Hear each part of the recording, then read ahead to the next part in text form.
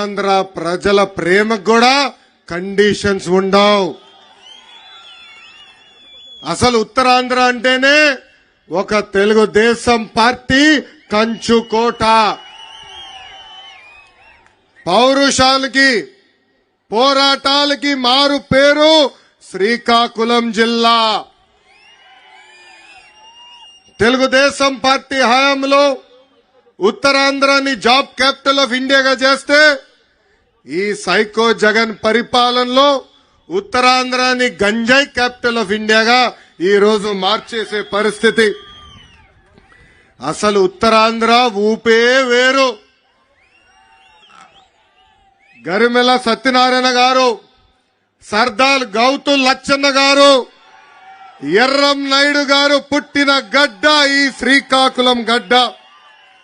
ఇలాంటి గొప్ప నేలపై ఈరోజు ఈ శంఖారావం యాత్ర ప్రారంభిస్తాం. నా అదృష్టంగా భావిస్తున్నా. ఈరోజు జగన్ సభ చూస్తుంటే నాకు కొంచెం నవ్వు వస్తుందండి. పదే పదే సిద్ధం సిద్ధం సిద్ధం అంటాడు. దేనికయ్యా సిద్ధం? జైలుకి వెళ్లేదానికి సిద్ధం.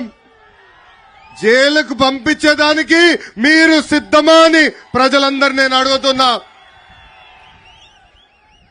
బీసీ బిడ్డ అమర్నాథ్ గౌడ్ లాంటి అనేక మంది చంపేదానికి మీరు సిద్ధమా అని ఈ జగన్ నేను ప్రశ్నిస్తున్నా. ఒక దళిత గలం డాక్టర్ సుధాకర్ లాంటి అనేక దళితులు చంపేదానికి మీరు సిద్ధమా అని ఈ సభాముఖంగా ప్రశ్నిస్తున్నా. మైనారిటీ బాలిక మిస్బాని ఎలా చంపారో అలా మైనారిటీల్ని చంపేదానికి మీరు సిద్ధమా అని ఈ సభాముఖంగా సైకో జగన్ నేను ప్రశ్నిస్తున్నా. కింద నుంచి తమ్ముడు కూడా అంటున్నాడు, సొంత బాబాయిని లేపేశాడు, ఇంకా ఎంతమంది కుటుంబ సభ్యులను లేపేసేదానికి సిద్ధమా అని ఈ జగన్ నేను సూటిగా ప్రశ్నిస్తున్నా. లేదంటే రాష్ట్రాన్ని సర్వనాశనం చేసేదానికి సిద్ధమా అని ఈ సభాముఖంగా జగన్ నేను ప్రశ్నిస్తున్నా. ఈ మధ్యన 3 ఘటనలు జరిగినాయి. అది ఇచ్చాపురం ప్రజల దృష్టికి తీసుకురావాలనుకుంటున్నా. మొదటిది, వైకాపా నాయకులు చేస్తున్న భూ కబ్జాలకి సహకరించలేదని విశాఖపట్నం తహసీల్దార్ రామయ్యని అతి కిరాతకంగా వైకాపా నాయకులు కొట్టి చంపేశారు. బాపట్ల జిల్లాలో రైతు భరోసా కేంద్రాల్లో పనిచేస్తున్న అగ్రికల్చర్ అసిస్టెంట్ పూజిత ఆత్మహత్య చేసుకుంది. ఆ చెల్లమ్మ ఎందుకు ఆత్మహత్య చేసుకుందో తెలుసా? వైకాపా నాయకులు ఆర్బీకే కేంద్రానికి వచ్చి ఎరువులు దొంగతనం చేశారు. ఆ డబ్బులు ఆ చెల్లెమ్మ చెల్లించాలని వేధిస్తే పాపం ఆ చెల్లెమ్మ ఆత్మహత్య చేసుకుంది.